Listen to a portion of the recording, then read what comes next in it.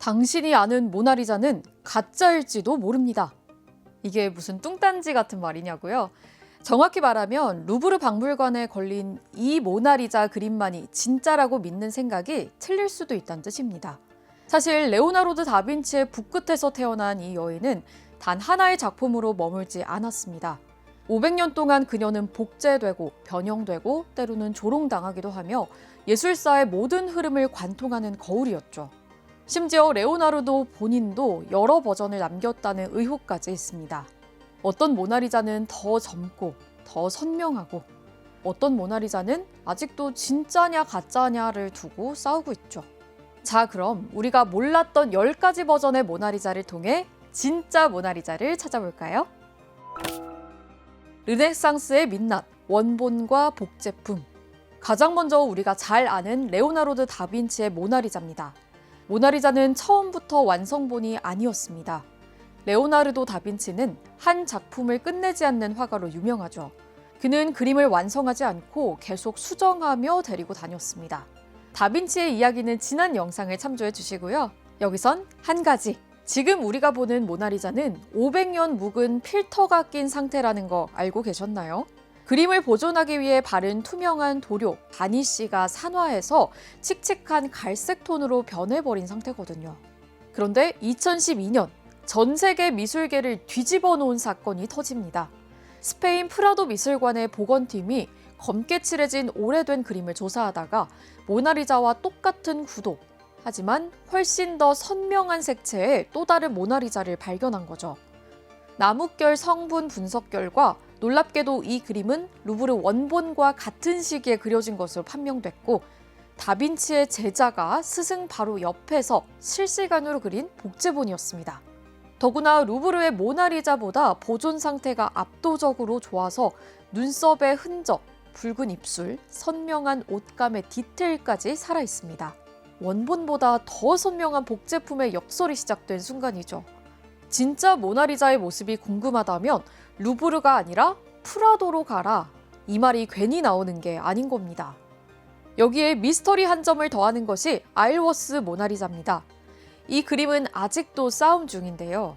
루브르 모나리자보다 10년은 젊어 보이는 얼굴에 루브르에는 없는 거대한 기둥 2개가 배경을 바치고 있습니다. 이게 다빈치가 그린 진짜 초기작이다라는 주장과 후대의 정교한 복제품이다라는 논쟁이 지금 이 순간에도 팽팽한 거죠.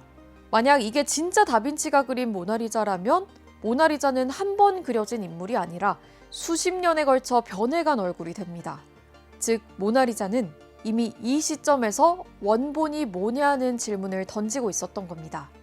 우리는 이제 어떻게 진짜를 정의해야 할까요? 박물관을 비웃다. 패러디의 탄생. 시간을 훌쩍 뛰어넘어 19세기 말 모나리자는 예술적 성역에서 조롱의 대상으로 추락합니다. 1883년 유젠 바타이유는 웃음이라는 작품에서 모나리자의 입에 담배 파이프를 물렸습니다. 우아한 미소 대신 연기를 뿜어내는 그녀의 모습으로 고결한 예술, 웃기지 마라는 선언을 한 거죠. 당시 사람들은 경악했습니다. 신성 불가침의 고전 예술을 이렇게 조롱하다니. 하지만 바타이유는 웃었습니다. 예술이 왜 심각해야만 하지?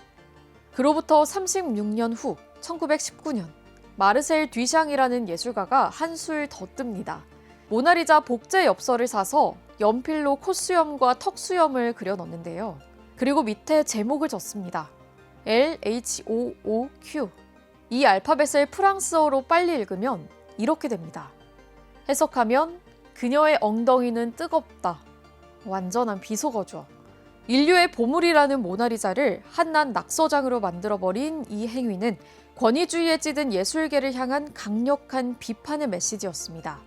모나리자는 이제 예술의 아이콘을 넘어 예술의 정의를 묻는 도전장이 된 것이었습니다.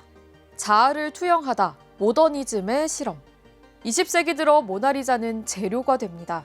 작가들은 자기 철학과 스타일을 모나리자라는 캔버스에 쏟아 부었습니다.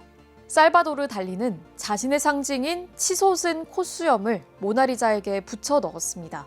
초현실주의의 꿈과 고전의 미소를 합성한 기괴한 자화상으로 내가 곧 모나리자요, 내가 곧 예술이다 라는 초현실주의적 오만함을 이야기하는 듯 보이죠. 페르낭 레제의 모나리자는 더 이상 사람도 아닙니다. 열쇠 꾸러미 옆에 그려진 모나리자는 하나의 부품, 하나의 구조물일 뿐입니다. 모나리자의 신비함은 없어졌고 그저 화면을 구성하는 기하학적 요소 중 하나로 전락한 거죠. 거장의 걸작 모나리자와 문을 여는 도구 열쇠를 동등하게 취급하여 예술작품도 결국 하나의 사물이다, 특별할 것 없다라는 말을 하고 있습니다.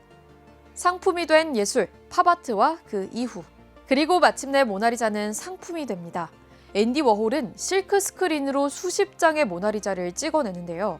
코카콜라 병이나 캠벨 수프와 다를 바 없었죠. 앤디 워홀의 반복 복제된 모나리자는 더 이상 유일무이한 걸작이 아닙니다.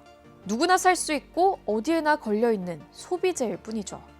예술도 이제 대량 생산되는 소모품이다라는 선언을 한 겁니다. 장 미셸 바스키아는 한술 더 뜹니다. 그의 모나리자에서는 그녀를 아주 거친 낙서처럼 그렸습니다. 화폐 귀호와 뒤섞인 그녀의 모습은 자본주의가 어떻게 고전 예술을 집어삼키고 돈으로 환원시키는지 적나라하게 보여주죠. 그는 우리가 과연 모나리자를 예술로 보는 건지 이 가격표로 보는 건지 묻고 있는 겁니다. 마지막으로 페르난도 보테로의 모나리자는 우리를 웃게 만듭니다. 그는 모든 것을 풍선처럼 부풀리는데요.